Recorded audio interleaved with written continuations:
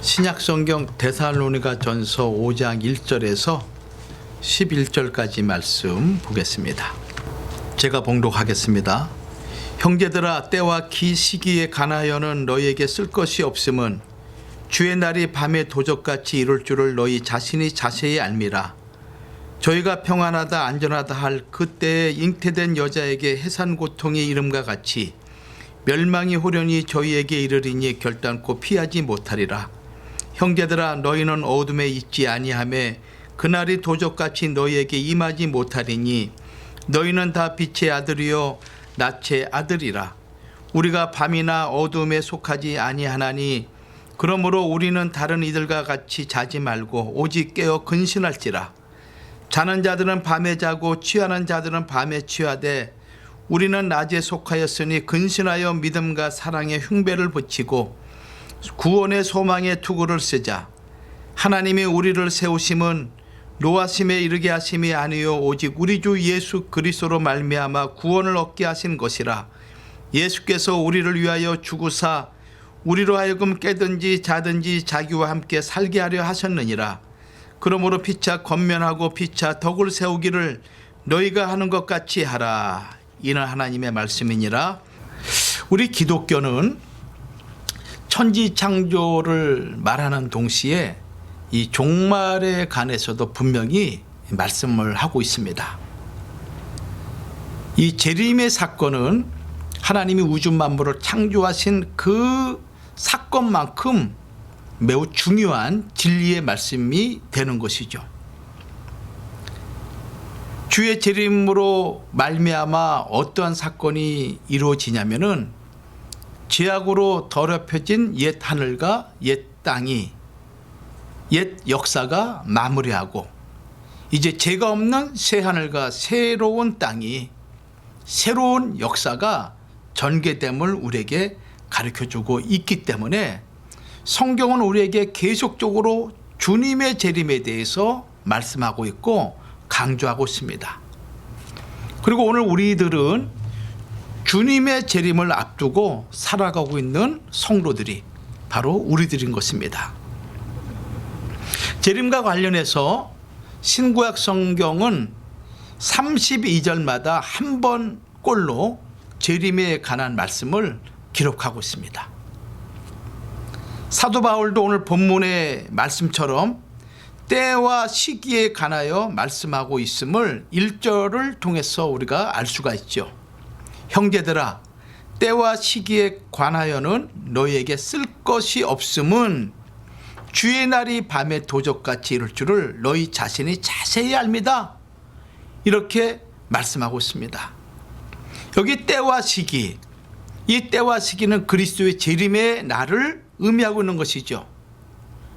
이 말씀을 좀 더 살펴보면 이 때라는 것은 헬라어로 크로노스라는 단어를 써요. 크로노스. 이 크로노스는 일반적으로 흘러가는 시간을 얘기하고 있죠. 역사가 시작한 이래로 지금까지 계속적으로 흘러가는 시간을 가리켜서 크로노스, 물리적인 시간을 얘기하고 있습니다. 시기라는 이 단어는 헬라어로 카이로스라는 단어를 써요. 카이로스. 이 카이로스는 특정한 사건이 발생한 어떤 결정적인 시점을 가리켜서 카이로스다 이렇게 말씀하고 있는 거예요. 그러니까 이 태초부터 흘러가는 일반적인 시간 속에서 어느 특정한 시간, 그 시간을 가리켜서 뭐라고 표현하고 있냐면은 카이로스 이렇게 표현하고 있다는 것이죠. 좀 더 구체적으로 말씀드리면은 하나님이 인간 역사에 개입하신 시간, 하나님이 이 땅 역사 가운데 개입하셔서 무엇인가 이루신 그 시점, 그 시점을 가리켜서 카이로스라 이렇게 표현하고 있는 거예요. 이거와 관련해서 사도행전 1장 7절에도 예수님께서 이렇게 말씀하셨어요. 가라사대 때와 기한은 아버지께서 자기 권한에 두셨다.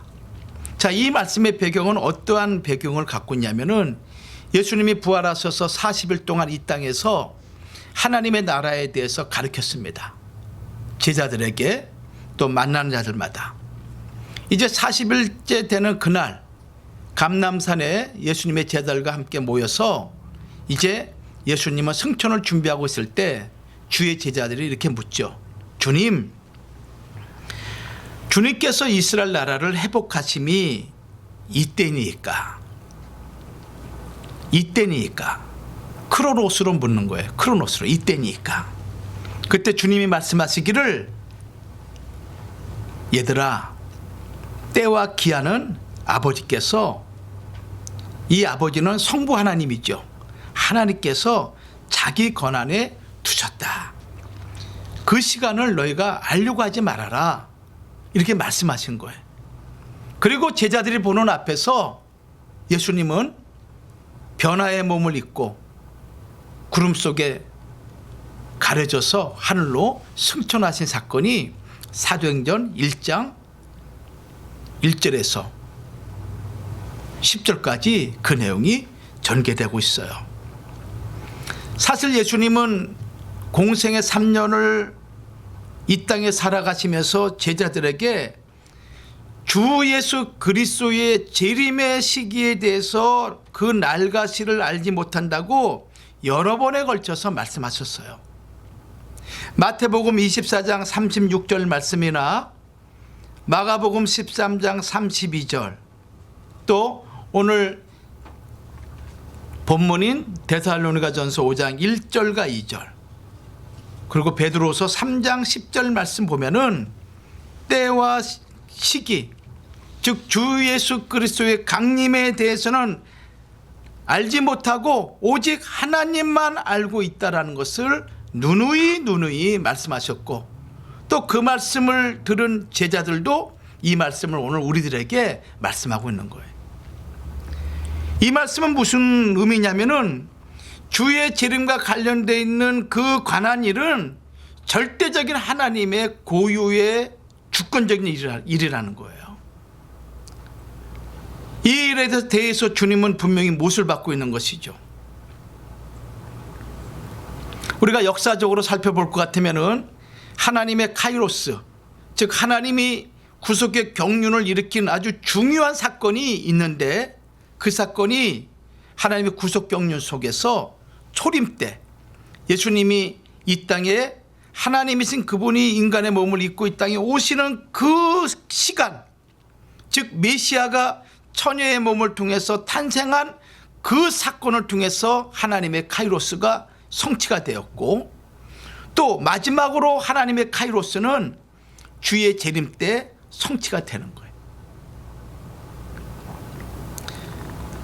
여러분, 우리가 이 시기를 보나 또 이 시대에 흘러가는 여러 가지 사건과 징조를 보나 지금은 주님의 때가 꽉 찬 시기임을 우리는 알 수가 있어요.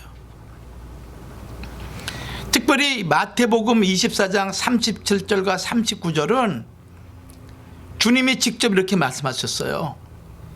주님이 누굽니까? 마지막 심판날 심판주로 오시는 예수 그리스도 자신을 말씀하고 있는 것이죠. 그분이 감람산에서 제자들에게 주의 재림과 관련되어 있는 말씀을 하시면서 이렇게 표현하고 있습니다. 인자의 임함은 노아 때와 같다. 인자의 임함은 노아 때와 같다라고 마태복음 24장 37절과 39절은 말씀하고 있어요. 그 말씀을 제가 읽어보면은 노아의 때와 같이 인자의 임함도 그러하리라. 홍수 전에 노아가 방주에 들어가던 날까지 사람들이 먹고 마시고 장가들고 시집가고 있으면서 홍수가 나서 저희를 다 멸하기까지 깨닫지 못하였으니 인자의 임함도 이와 같으리라. 이렇게 말씀하고 있는 거예요. 여러분들, 노아 때가 어떤 때입니까? 창세기서를 볼 것 같으면 창세기 6장 13절에 하나님이 이렇게 말씀하셨어요. 모든 혈육 있는 자의 강포가 땅에 가득했다. 이 강포가 무엇인가 하면은 온갖 폭력과 그다음에 고문과 잔인한 행위, 불법과 악이 이 땅에 가득 찼다는 것입니다. 그러니까 이 죄악의 물이 스며들지 않은 곳이 없을 정도로 개인이나 가정이나 사회 모든 나라 민족에 다 스며들고 있는 그런 때, 그것을 가리켜서 강포가 가득했다. 이렇게 하나님은 말씀하고 있는 거예요. 그러면서 그 끝날이 내 앞에 이르렀나니 내가 그들을 땅과 함께 멸하리라. 이렇게 하나님이 말씀하신 거예요. 그러니까 하나님이 더 이상 그냥 두고 볼 수 없는 그런 지경에까지 이른 상태가 노아 때였습니다. 노아 때. 여러분들 지금 이 시대가 노아 때보다 더하면 더했지 못하지 않은 시대예요. 우리가 눈만 뜨면은, 우리가 눈을 아침에 일어나서 뉴스를 보고 듣는 그 순간 세상의 모든 곳곳마다 얼마나 많은 불법과 악이 자행되고 폭력과 고문과 잔악한 행위가 수없이 발생되는지 차마 입에 우리가 담지 못할 정도로 엄청난 사건이, 엄청난 그런 악함이 계속 들려오고 있습니다. 주님 말씀하시기를 노아 때와 같이 인자의 임함도 그렇다. 그 시대 사람들이 코에 물이 차도록, 그것이 자기들을 죽이는 심판의 물인 줄도 알지 못하고 여전히 어떤 일을 하고 있습니까? 먹고 마시고 장가들고 시집가고 있다라고 주님이 지적하고 있는 거예요.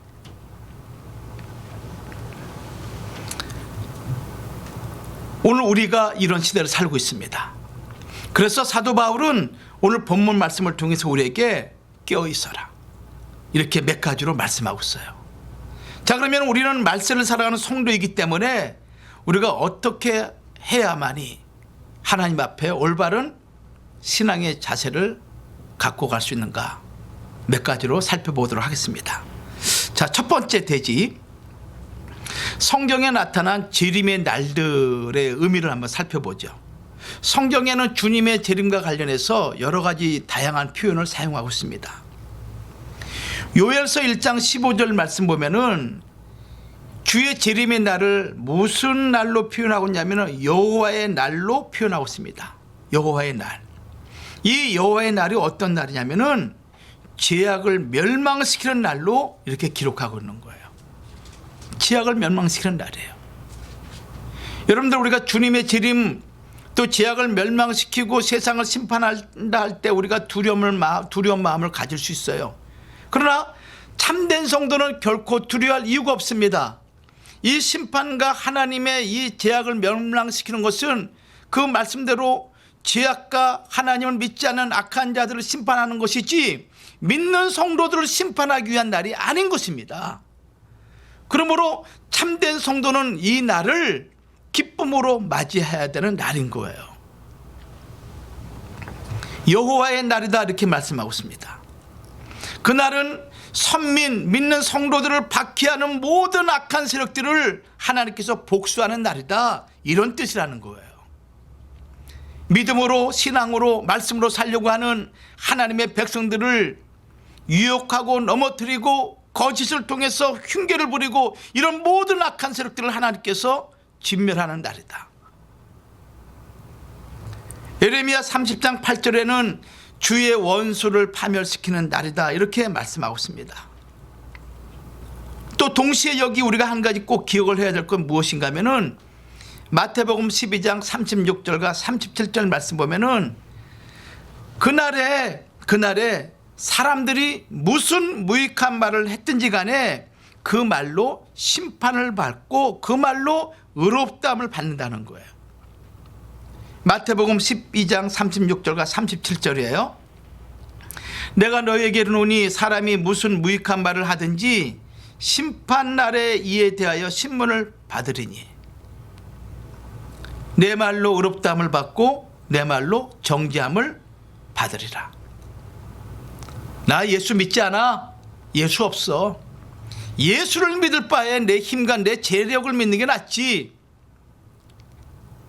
그 말로 하나님 심판하신다는 거예요. 정말 하나님이 있는지 없는지 그날 하나님 보여주시겠다는 거예요. 그러나 힘들고 어려운 가운데서도 내 주 예수, 주님만을 사랑합니다. 어떠한 환경, 어떠한 고난이 있다 할지라도 나는 일사가고 순교정신으로 주의 말씀 지키고 예수의 믿음을 내가 잊지 않으며 주님 걸어가신 발자취를 쫓아가겠습니다. 고백하는 자들은 그 말로 하나님이 의롭다함을 하나님께서 의롭다 하신다는 거예요. 이것이 마태복음 12장 36절과 37절 말씀이에요. 그래서 여러분들 종말에 살아가는 우리들은 좋은 날 보기를 원하거든 뭐를 금해야 됩니까? 우리 혀를 금해야 되는 거예요. 좋은 말만 해야 돼.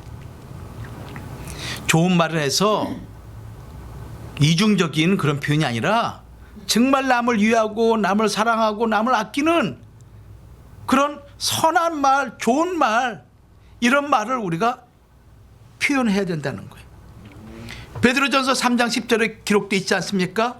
좋은 날 보기를 원하면 혀를 금해라, 이렇게 말씀하고 있어요.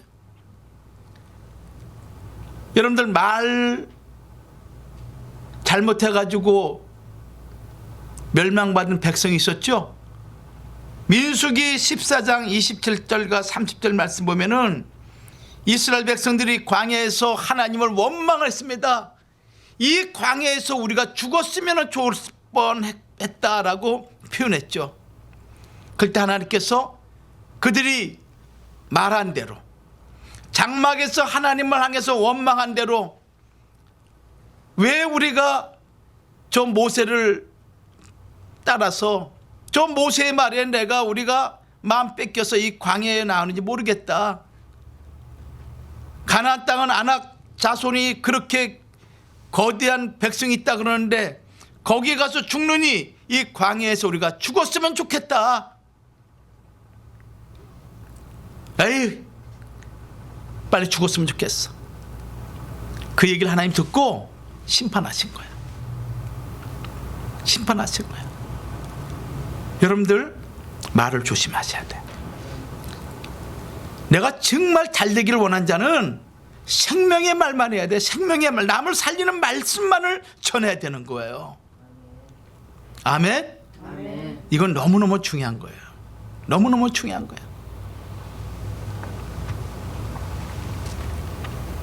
이 날을 가리켜서 빌립보서 1장 10절과 2장 16절은 그리스도의 날이라 이렇게 표현하고 있어요. 그리스도의 날이다. 고린도전서 5장 5절은 주 예수의 날이라 이렇게 표현하고 있습니다. 주 예수의 날이야. 이런 자를 사단에게 내어 주었으니 이는 육신은 멸하고 영은 주 예수의 날에 구원을 얻게 하려 함이라. 주 예수의 날 이렇게 표현하고 있습니다. 따라서 이 주님의 날은 구원자이신 예수 그리스도를 믿지 않는 자들에게는 교회를 나온다고 하지만 깨닫지 못하고 여전히 죄악된 생활을 하고 있는 자들에게는 심판의 날이지만은 주의 말씀을 사모하고 그 말씀대로 살려고 애쓰는 자들에게는 하나님께서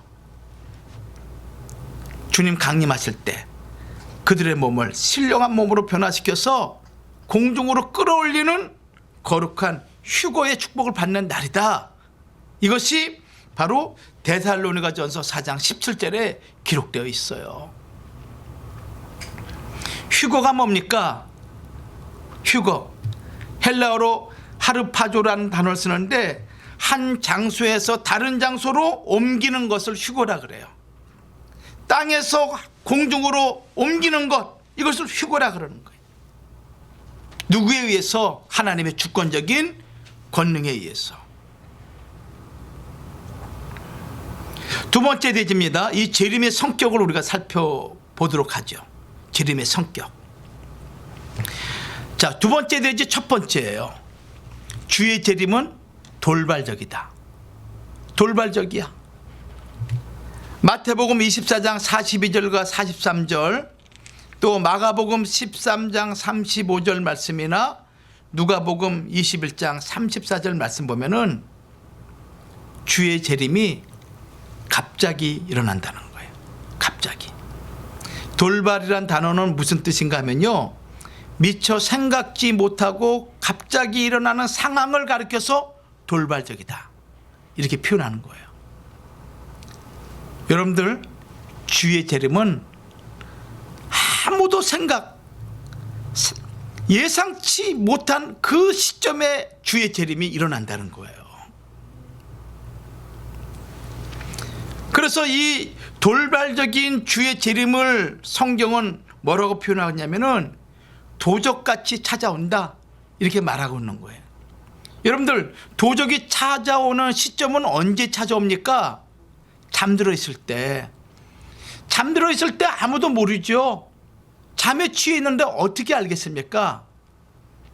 그러니까 아무도 깨닫지 못하고 알지 못하는 시점에 주님이 임하신다는 거예요. 마태복음 24장 42절과 43절 말씀 보면은 이렇게 기록되어 있습니다. 그러므로 깨어 있어라. 어느 날에 너희 주가 임할는 너희가 알지 못함이니라. 너희도 아는 바니 만일 집 주인이 도적이 어느 경점에 올 줄을 알았다면 깨어 있어 그 집을 뚫지 못하게 하였으리라.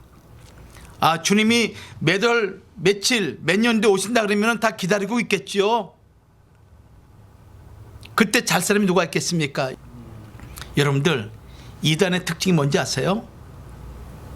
사람을 신격화하거나 마지막 종말 때를 자기가 알 것 같이 그 연도와 연월 일시를 얘기하는 거, 이게 다 이단들의 특징인 거예요. 여기 뭐라 그랬습니까? 우리 주님 뭐라 그랬어요? 때와 기한은 누구에게?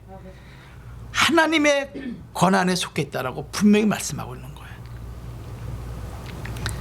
마가복음 13장 35절과 37절 말씀 보면은 좀 더 구체적으로 기록되어 있습니다. 그러므로 깨어 있으라. 집주인이 언제 올는지, 혹 저물 때일는지 밤중일는지 닭 울 때일는지 새벽일는지 너희가 알지 못함이라. 그가 호련히 와서 너희 자는 것을 보지 않도록 하라. 깨어 있어라. 내가 너희에게 하는 이 말이 모든 사람에게 하는 말이니라 하시니라. 비록 주님은 제자들에게 말씀하고 있지만 이 말이 주님 제자 이후로 이 시대 주님이 올 때까지 이 땅에 존재하는 모든 자들에게 하시는 말씀이라고 주님이 분명히 말씀하고 있는 거예요. 언제 올는지, 그것이 저물 때든지 한밤인지 새벽인지 너희가 알지 못해. 나 깨어 있어야 돼. 이렇게 말씀하고 있는 거예요. 누가복음 21장 34절과 35절은 좀 더 구체적으로 표현되어 있어요. 우리 한번 찾아볼까요? 누가복음 21장 34절과 36절 말씀을 한번 찾아보세요. 자, 시작. 너희는 스스로 조심하라. 그렇지 않으면 방탕함과 술취함과 생활의 염려로 마음이 둔하여지고 뜻밖의 그날이 덕과 같이 너에게 임하리라. 이날은 온 지구상에 거하는 모든 사람에게 임하리라. 이러므로 너희는 장차 올 이 모든 일을 능히 피하고 인자 앞에 서도록 항상 기도하며 깨어 있으라 하시니라. 사람들이, 믿는 자든 믿지 않는 자들이 세상 일에 연연하고 거기에 매달리고 근심하고 걱정하고 오늘은 무엇을 먹을까, 내일은 무엇을 마실까, 이 생활의 염려로 마음이 둔해지는 거야. 하나님을 찾는 것보다도 육신의 생각, 육신의 만족을 위해서, 육신을 위해서 살아가는 것에 온 마음과 생각을 빼앗기는 그 시점에 주님이 임하신다. 이렇게 지금 누가복음은 말씀하고 있습니다. 그래서 성경은 인자의 임함은 생각지 않은 때에 돌발적으로 이루어진다는 것을 이렇게 계속적으로 강조하고 있어요. 여러분들, 우리 스스로도 이렇게 고백하잖아요. 우리는 말세에 살고 있다고. 응? 또 예수를 믿지 않는 자들에게 복음을 전할 때 지금이 종말 때다, 너 예수 믿어야 된다라고 우리가 얼마나 강조합니까? 근데 실상 우리가 그렇게 전하고 강조함에도 불구하고 우리 스스로는 생활의 염려와 방탕함과 근심 때문에 깨어있지 않고 기도하지 않고 말씀을 창념하지 않는 그런 이중적인 삶을 살고 있지 않은지 살펴봐야 되는 거예요. 아까 제가 말씀드렸지만은 누가복음 17장 26절과 30절 말씀 보면은 노아의 때에 된 것과 같이 인자의 때에도 그러하리라. 노아가 방주에 들어가던 날까지 사람들이 먹고 마시고 장가들고 시집가더니 홍수가 나서 저희를 다 멸하였으며 또 롯의 때와 같으리니 사람들이 먹고 마시고 사고 팔고 심고 집을 짓더니 롯이 소돔에서 나가던 날에 하늘로서 불과 유황이 비오듯 하여 저희를 멸하였느니라. 인자에 나타나는 날에도 이러하리라. 자, 여기서 먹고 마시고 라는 표현이 있잖아요. 그러니까 미완료 과거 시제로 사용하고 있습니다. 무슨 말씀이냐면은 노아 때 홍수 심판이 일어날 때까지 사람들이 계속해서 먹고 또 먹고 또 먹었다는 거예요. 그러니까 그 홍수 심판으로 자기들의 코를, 입을, 자기들의 삶을 다 물에 수장시키는 그 순간까지 사람들은 먹고 마시는 일을 쉬지 않고 그 일에만 전념했다는 거예요. 여기 마시고도 역시 미완료 과거 시제예요. 먹고 마시고 자리로 옮겨가면서 또 먹고 비틀비틀 거리면서 마시고 토해내고 또 마시고 먹고 이런 삶이 반복되었다는 거예요. 장가가고 미완료 과거 능동태 방주에 들어갈 때까지 계속적으로 장가가고 또 가고 또 가고 이런 일이 반복됐다는 거예요. 응? 시집가고도 마찬가지. 미완료 과거 수동태예요. 여자들이 계속해서 시집가는 것이죠. 이 남자에게 저 남자에게 그냥 바람둥이에게 그냥 시집가는 거예요. 이런 부패와 태폐주의, 쾌락주의가 그냥 만연한 사회였어요. 만연한 사회. 그래서 디모데후서 3장 4절에 사도 바울이 마지막 때를 가리켜서 고통의 때라고 말씀하시면서 뭐라고 말씀하셨냐면은 쾌락 사랑하기를 하나님 사랑하는 것보다 더한다. 하나님 사랑하는 것보다 더한다. 자기 몸을 위해서, 자기의 삶의 만족을 위해서. 그래서 마지막 때는 이런 일들이 동시적으로 그리고 보편적으로 그리고 복합적으로 아주 극악한 형태로 나타난다라는 것을 성경이 말씀하고 있습니다. 여러분들, 우리가 이 시대를 잘 깨닫고 우리는 주의 재림이 우리에게 돌발적으로 임하지 않도록 깨어있기를 주의 이름으로 축원합니다. 깨어있는 자에게는 주님이 돌발적으로 오시지 않아. 다 칠흑같이 어두운 밤이라도 내가 깨어있는데 어떻게 돌발적으로 올 수 있겠습니까? 잠든 자들에게는 갑자기 호련히 주님이 오시지만은 깨어있는 자는, 그렇다 해서 우리가 24시간 다 잠을 자지 말고 깨어있으라는 의미가 아니죠. 그렇죠? 그게 아니라 영적으로 기도하는 자가 되라. 항상 24시간 하나님의 말씀과 동행하고 하나님의 성령의 임재를 경험하며 살아가는 자에게는 밤이 아니야. 그들에게는 다 낮인 것이야. 할렐루야. 그런 성도가 되기를 주의 이름으로 축원합니다. 두 번째는, 재림의 성격 두 번째는 뭐냐면은 다 잠들어 있는 상태가 된다는 거예요. 자, 마태복음 25장 1절과 13절 말씀 보면 열처녀의 비유가 나오죠. 열처녀의 비유. 이 마태복음 25장 13절에도 그런즉 깨어있으라 너희는 그날과 그 시를 알지 못한다 이렇게 말씀하고 있습니다. 그러면서 슬기로운 처녀 5명과 그다음에 어리석은 처녀, 미련한 처녀 5명을 이렇게 양분하고 있죠. 여기서 주목할 것은 숫자에 대한 의미보다 주의 재림을 기다리는 성도들이 교회 안에 두 가지 부류가 있다는 거예요. 교회 안에 5명의 슬기로운 처녀, 5명의 미련한 처녀예요. 자기 자신이 알아. 내가 슬기로운지 내가 미련한지. 여기 미련하다는 것이 뭡니까? 우둔하고 얼빠진 상태를 얘기하고 있어요. 우둔하고 얼빠진 상태. 어리석은 처녀들의 그런 모습이죠. 근데 성경에서 우둔하다, 얼빠지다, 어리석다라고 표현하는 그 표현이 어느 부분에 있는지 우리가 한번 이 마태복음 25장 열처녀의 비유를 통해서 우리가 살펴볼 필요가 있어요. 슬기 있다라는 것은 무엇입니까? 지혜롭고 준비성이 있다라는 거예요. 지혜롭고 준비성이 있다, 분별력이 있다 라는 의미를 가지고 있습니다. 자, 이 슬기로운 다섯 처녀와 미련한 다섯 처녀, 사람들이 볼 때는 겉보기에는 처녀라는 조건도 같고 또 함께 초대된 사람이라는 것도 같아요. 또 등도 준비했고 기름도 있어요. 근데 나중에 봤더니 미련한 처녀는 기름을 준비한 양이 작아서 그 빛이 점점 어떻게 됐습니까? 꺼져가는 거야. 근데 슬기로운 처녀는 기름을 넉넉하게 준비했어. 그러니까 이 등을 밝히는 그 기름이 많다 보니까 불이 꺼지지 않는 거야. 칠흑같이 어두운 밤에 기름을 조금 준비해가지고 이 불빛이 맨 처음에는 환한 것 같은데 시간이 가면 갈수록 점점점 줄어드는 거예요.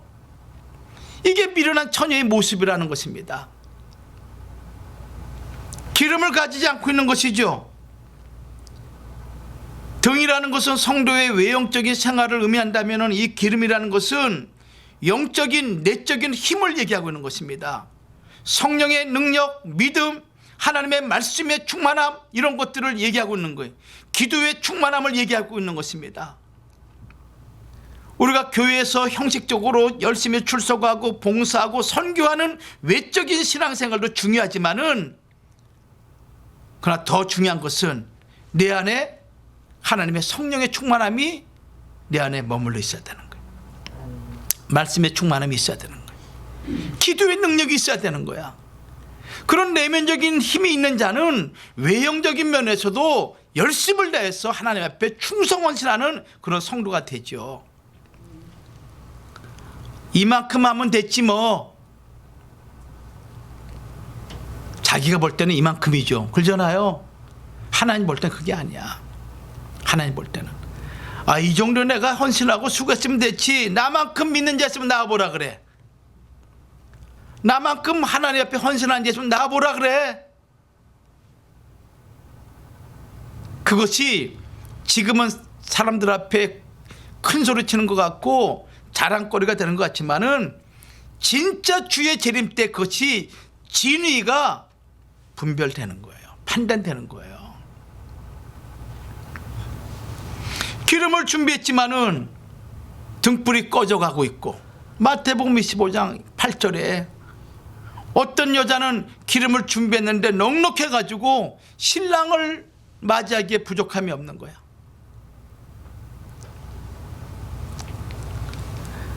여기 미련한 여자들은 처음부터 등에 기름을 준비하지 못한 것이 아닙니다. 제한된 양의 기름을 준비한 것이 문제가 된 거예요. 여러분 스스로 내가 이만큼 했다 만족하지 마세요. 주님 오실 때까지 마음과 뜻과 생명을 다해서 주의 몸된 교회와 복음을 위해서 일하셔야 되는 거예요. 그런 자에게 하나님께서 능력을 주실 줄 믿습니다. 하는 일이 더 풍성해지도록 하나님께서 하나님의 은혜와 물질의 축복과 건강함을 주실 줄 믿습니다. 그런 은혜를 여러분들이 받고 누리시기를 주의 이름으로 축원합니다. 바로 이것이 늘 깨어서 준비하는 성도의 모습인 거예요. 그러나 깨닫지 못한 자들은 적당하게 적절하게 자기 인간의 생각대로 준비를 하죠. 그러나 그것은 인간의 생각에 지나지 않습니다. 인간의 생각이 지나지 않아. 하나님 보시기에 만족할 만한 그런 믿음의 성도들 되기를 주님의 이름으로 축복합니다. 아셨죠? 네. 세 번째입니다. 두 번째 되지 세 번째예요. 주의 재림의 때를 자기 종들에게 하나님은 알려주신다고 말씀하고 있어요.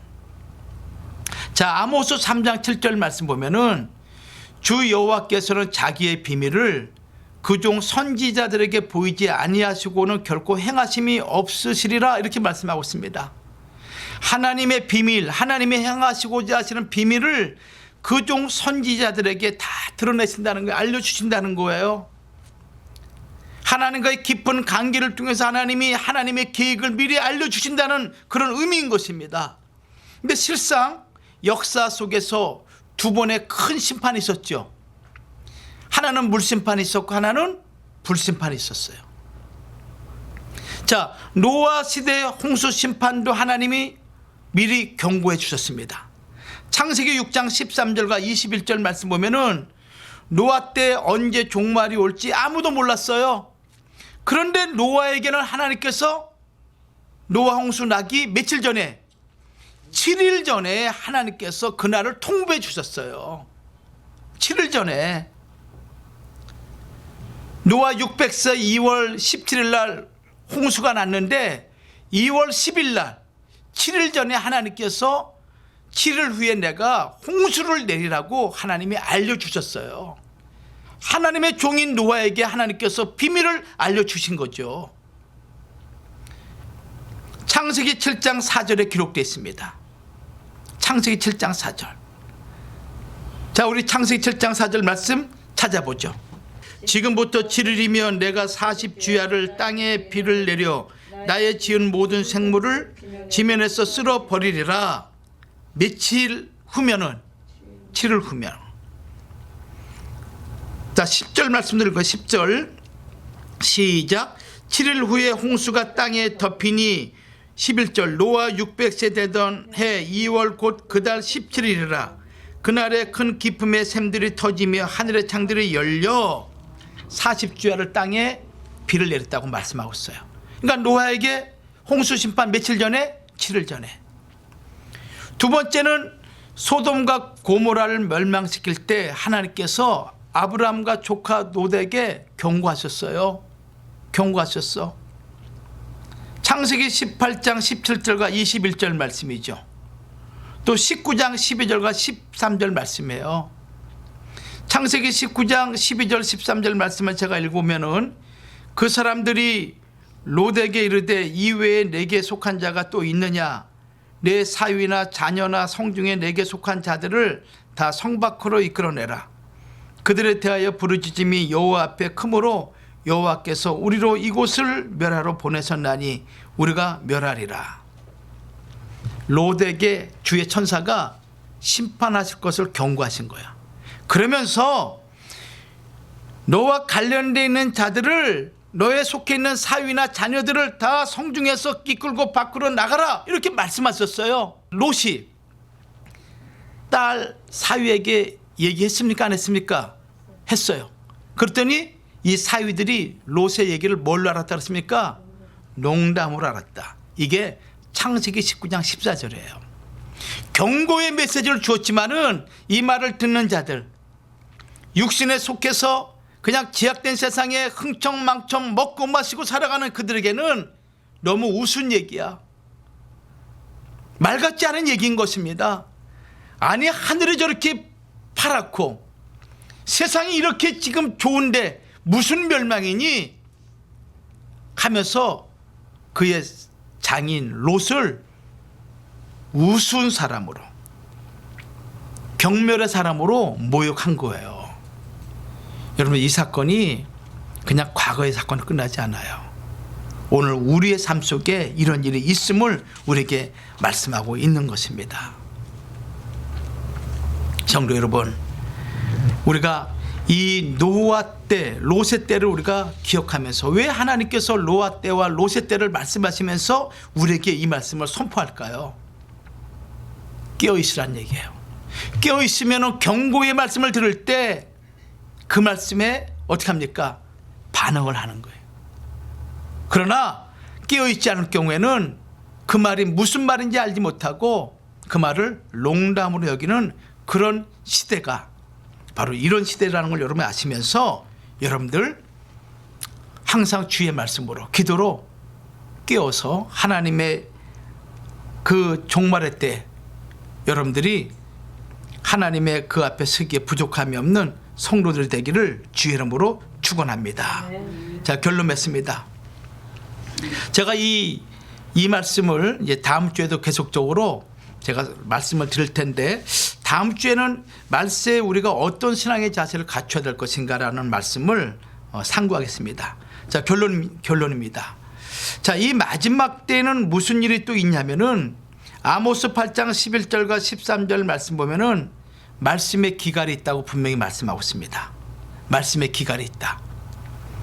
아모스 8장 11절과 13절 말씀 보면은 주 여호와께서 가라사대 보라 날이 이를지라 내가 기근을 땅에 보내리니 양식이 없어 주림이 아니며 물이 없어 가람이 아니요 여호와의 말씀을 듣지 못한 기갈이다. 하나님 말씀을 들어야 살 수 있을 텐데 하나님 말씀을 듣지 못하는 거예요. 이런 기근이 온다는 것입니다. 여러분들 지금 이 시대는 말씀이 풍족한 시대인 것입니다. 여러분들 유튜브에 보세요. 유튜브 여러분 TV만 켜놓으세요.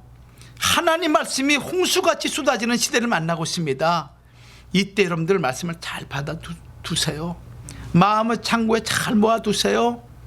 그러면 어느 순간 말씀의 기갈이 올 때 그 말씀이 나를 살리는 거야. 나를 살리는 거야. 그 말씀이 기억나게 하는 거야. 그래, 그때 이 말씀 하셨지? 그때 이 말씀 하나님 주셨지? 그래, 이 말씀 붙잡고 내가 살아야지 하면서 그 기갈을 이길 수 있는 힘과 능력을 주신다는 거예요. 그러니까 말씀 우리가 들을 때, 말씀 공부할 때, 말씀을 상고할 때 여러분 그 자리에 빠지지 마시기 바랍니다. 응? 말씀을 꼭 들어야 돼. 그래야 나와 우리 가정을 살릴 수가 있어. 제 말이 아니에요. 하나님 말씀이야. 외적인 기근보다 더 심각한 것이 무엇이냐? 여호와의 말씀을 듣지 못하는 기근이다. 이걸 여러분 꼭 기억하시면서 말씀을 꼭 듣는 역사가 있길 바랍니다. 말씀이 없다는 것은 하나님이 그들을 떠났다는 의미인 거예요. 말씀을 듣기 싫어한다. 이미 그 안에서 하나님의 성령의 역사하심이 점점 멀어져 갔다는 거예요. 그러니까 말씀 듣기를 사모하셔야 돼. 아셨죠? 아멘. 하나님 말씀이 어떻게 터져나올지 몰라. 믿음의 성도들 되기 바랍니다. 기도하겠습니다. 하나님 은혜를 감사합니다. 지난 한 주간 동안도 하나님의 은혜로 우리를 지켜주시고 또 주 앞에 나와 거룩한 예배를 드리게 하심을 진심으로 감사드립니다. 하나님, 이 시대가 종말의 때를 우리가 살아가고 있습니다. 주님 말씀하시기를 그때는 아무도 모르고 오직 하나님만 아신다고 말씀하셨사오니, 그리고 깨어있는 자가 주님을 올바르게 영접할 수 있음을 말씀하고 있사오니, 거룩한 아버지, 우리가 항상 깨어있는 믿음의 성도들이 되도록 우리를 도와 주시옵소서. 기도로 깨어있게 하시고 말씀으로 깨어있게 하시고 전도와 선교를 통해서 우리의 삶이 깨어있는 거룩한 성도들이 되도록 하나님 축복하여 주시옵소서. 될 줄로 믿사옵고 또 원찮은 질병과 병마 가운데 있는 성도들이 많이 있습니다. 하나님 아버지 긍휼히 여겨 주시기 원합니다. 주의 인자와 자비의 풍부하심으로 모든 질병과 병마에서 자유롭게 하여 주시옵소서. 예수님 이름 받들어 감사하며 기도 올리옵나이다. 아멘.